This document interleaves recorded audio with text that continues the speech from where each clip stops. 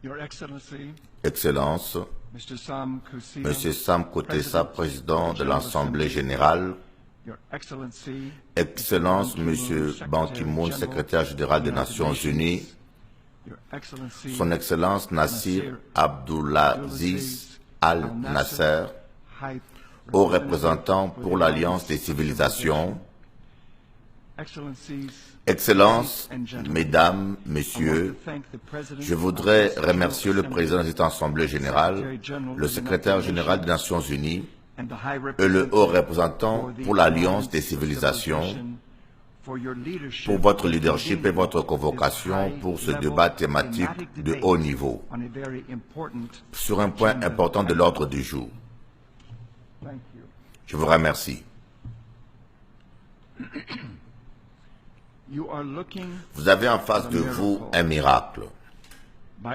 Après une expertise médicale, je n'étais pas prévu que je sois. Le 12 novembre 2003, je succombais à la suite d'une violente crise cardiaque à l'aéroport de Sydney en Australie. J'étais déclaré mort pendant 45 minutes. Ils tentèrent une réanimation cardio-respiratoire. Ils m'administrèrent 10 chocs électriques à mon cœur. Aux États-Unis, ils admettent 3 chocs électriques avant d'abandonner. En Australie, ils administrent 4 chocs électriques avant d'abandonner. Ils administrèrent 10 chocs électriques à mon cœur. Mon sang était déjà coagulé au niveau de mes mains, de mes bras, de mes pieds et de mes jambes. Et il n'y avait absolument plus d'espoir pour moi. J'étais juste un corps sans vie. Ils prirent mon corps et le posèrent sur un brancard et le transportèrent vers une ambulance. Et leur travail était déjà fini, car j'allais être déclaré mort une fois à l'hôpital. Mais pendant le trajet en ambulance, en partance pour l'hôpital, lorsque toute la science médicale connue à ce jour, avec tout ce qu'ils avaient à leur disposition, ils n'ont rien pu faire.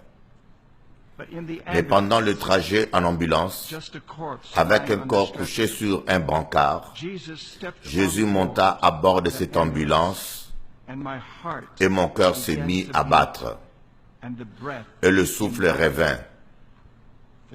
L'ambulancier était sidéré. L'auxiliaire médical n'en revenait pas. Il m'avoua plus tard en disant « Je n'ai jamais vu personne être rétabli de ce qui vous est arrivé. » Ces événements se sont produits le 12 novembre 2003. Après plusieurs semaines passées en Australie, je retournais chez moi aux États-Unis sans qu'on m'y accompagne, parce que j'étais totalement guéri. En 2004, je suis allé à l'hôpital à Jackson, dans le Tennessee, pour un bilan de santé complet. Ils m'ont établi un profil sur mon taux de lipides dans le sang, glycérides, cholestérol, etc. Je suis retourné quelques semaines plus tard pour les résultats. Pendant que je rentrais, le docteur me regarda et dit « Vos résultats sont absolument parfaits. Nous pouvons maintenant analyser l'ADN dans le corps d'une personne. Nous avons décidé d'analyser votre ADN. » Il me dit, lorsque nous avons analysé votre ADN, il me dit, quand Dieu vous a ressuscité de manière miraculeuse de mort, il a ôté le marqueur génétique responsable des maladies cardiaques et de toutes les cellules de votre corps. Il s'est exclamé en disant, c'est impossible. Il me dit que seul Dieu peut faire une telle chose. Il me dit, lorsque Dieu vous a guéri et ressuscité, il a opéré de manière complète et miraculeuse. Je suis donc reconnaissant en ce jour d'être en vie, parce que nous savons qu'après avoir été déclaré mort pendant 45 minutes, sans souffle et sans battement de cœur, j'ai demandé plus tard à l'auxiliaire médical ce qui s'était passé lorsqu'il était en train de me réanimer. Il m'a dit que mon cœur aurait battu 3 ou 4 fois et se serait arrêté. Nous savons qu'après 6 minutes ou moins, sans que l'oxygène ne monte au cerveau, cela crée des dommages cérébraux irréversibles. Mais Dieu m'a totalement délivré de la mort. Finalement, un docteur me regarda et dit, « Vous avez défié toutes les lois de la science médicale. » Je l'ai regardé et j'ai dit, « Ce n'est pas moi qui l'ai fait, mais je connais celui qui l'a fait. Son nom est Jésus. »